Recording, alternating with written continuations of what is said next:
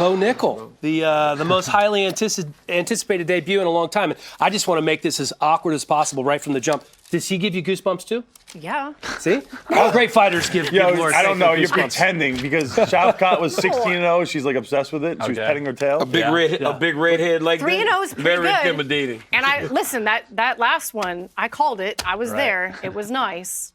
Appreciate it. Let's not make this a thing where Laura has to cross. If you have any loss on your record, you're done. You're That's how it done. works. You're done to her. This guy's forever. I see. You lose, Laura's like, this dude's trash. Yeah. So, Understandable. Bo, we've been talking about you for a long time. I called your first fight on Contender Series for all 27 seconds or however long it lasted.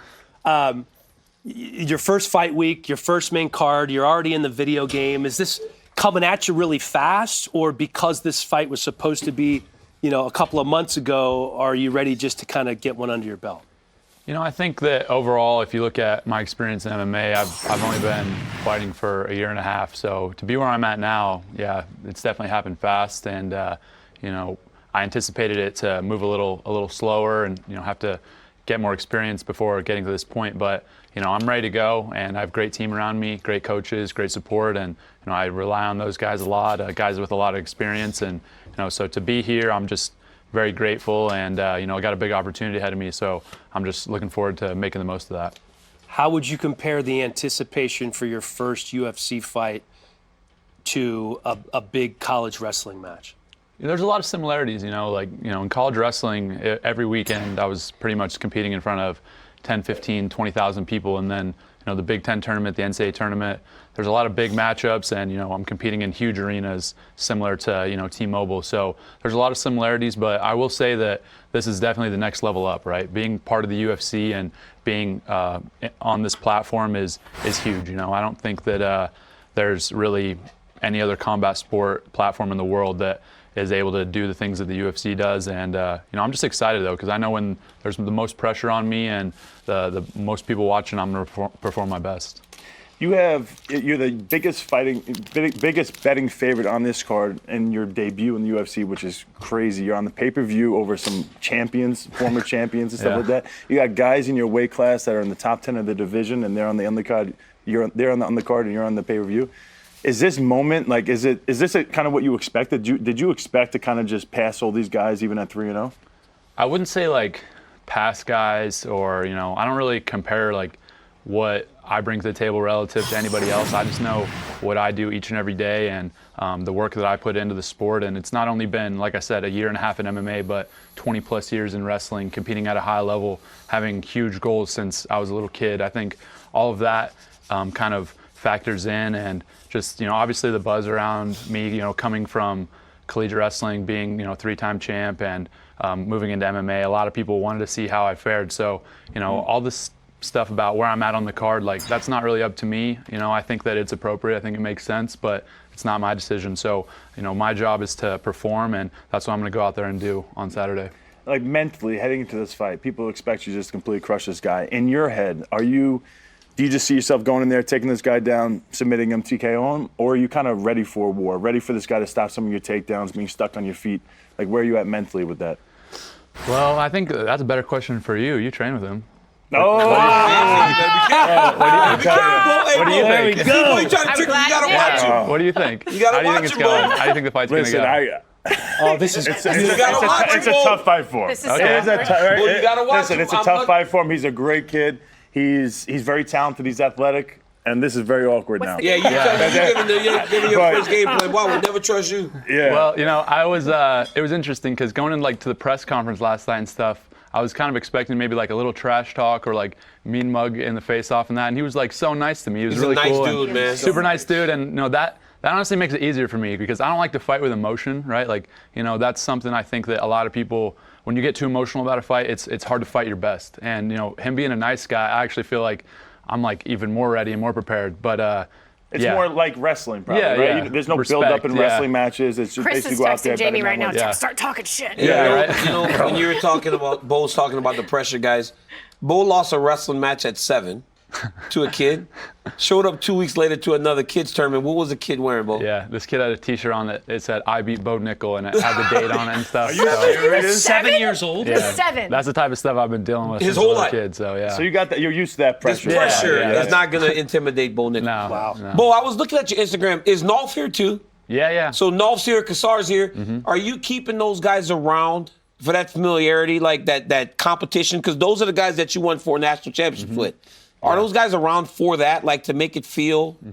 Yeah, I love having my boys around for fight week and stuff. That's how it was, obviously going through at Penn State. There's 10 of us, so we ride together as a team, and everything, you're doing as a team, it makes it more fun to win together. And that's always been my mindset. I've been a team guy, and so I like to roll with a big crew. And then, some of those guys have big goals themselves in MMA, right? Anthony just made his pro debut, had a first-round finish, and so he plans on being in the UFC, being UFC champ. And I think being able to kind of experience this process with me will be huge for them as well. So, yeah, overall, I love having those guys with me.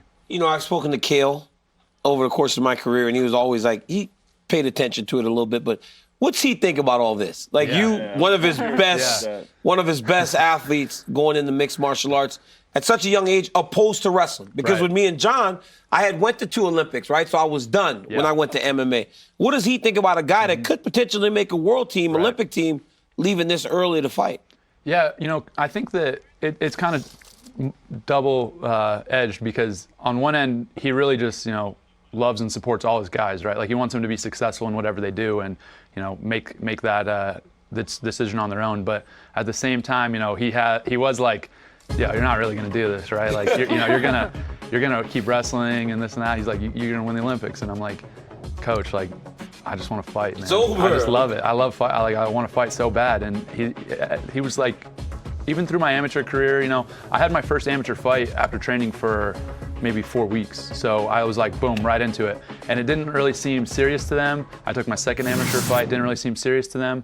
And then I took my first pro fight.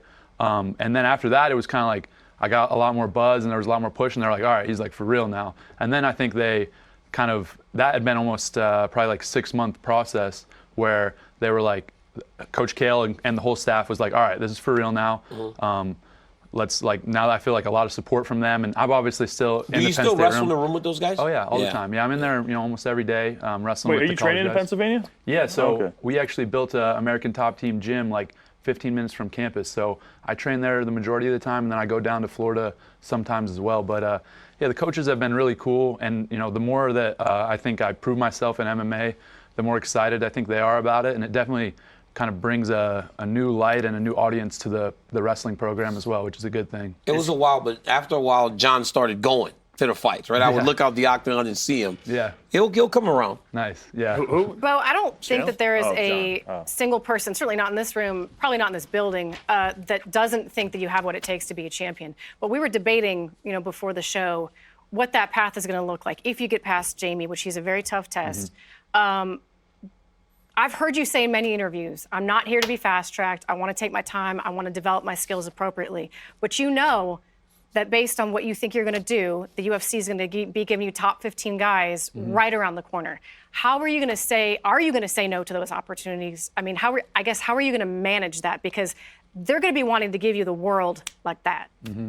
Yeah, I think that's something I really rely on my coaches and my management team because I just haven't had that experience, right? And at the same time, I am in this situation where, I've obviously have a lot of buzz, a lot of attention, and they want to bring me along very quickly. And so for me, I believe I can beat anybody in the world, and I'm always going to think that. I'm always going to be confident in myself. But I do have a really smart team around me with tons and tons of experience and guys that I'm very willing to listen to. I think humility is such an important part of success in this game and in any game, and so that's just that wrestler mindset of I'm gonna stay humble, I'm gonna stay true to my roots, and I'm gonna stay true to the process and listen to these people that have my best interest at heart.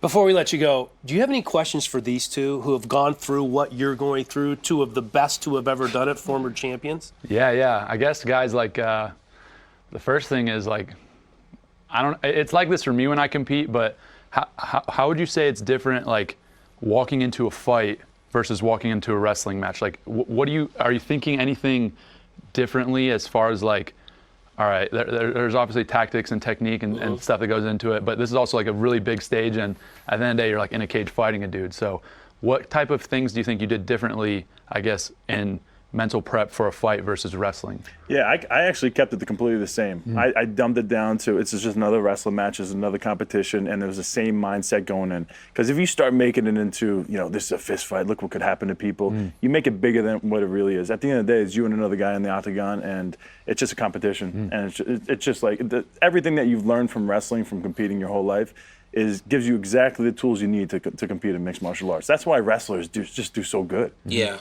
Right? I think that's pretty similar to Chris, but Bo, like I told you the other day, you have mastered something that everybody has done for 25 years. Right? When we're winning national championships against guys that have wrestled as long as us, that's as difficult as it comes. You're going to get locked into an octagon with a guy that possesses other skills, but he doesn't have that one skill that will separate you, and it's wrestling.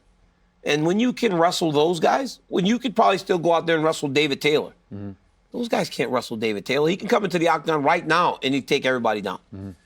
Use that and keep that mentality always locked in the back and feed it. By still being in the Penn State room, you're still feeding it, right? You cannot let it become just a thing that you had. It's got to stay very sharp. Apply it, you'll be fine. I think you're going to the top because I know your skill. I saw him, right? I saw Chris Weidman, and to me, you remind me a lot of Chris Weidman. Awesome. Wow, what a compliment. Appreciate you guys. Yeah. My man. Hey, Thank you good so luck, much. man. Thanks. Good luck, Appreciate Bo. Bo, sorry for keeping you so long, good, but that was a very cool exchange there. So good luck tomorrow, and looking forward to it, my man. Yeah, appreciate you. Thank you, guys. Bo. Good seeing you. Thanks, you too.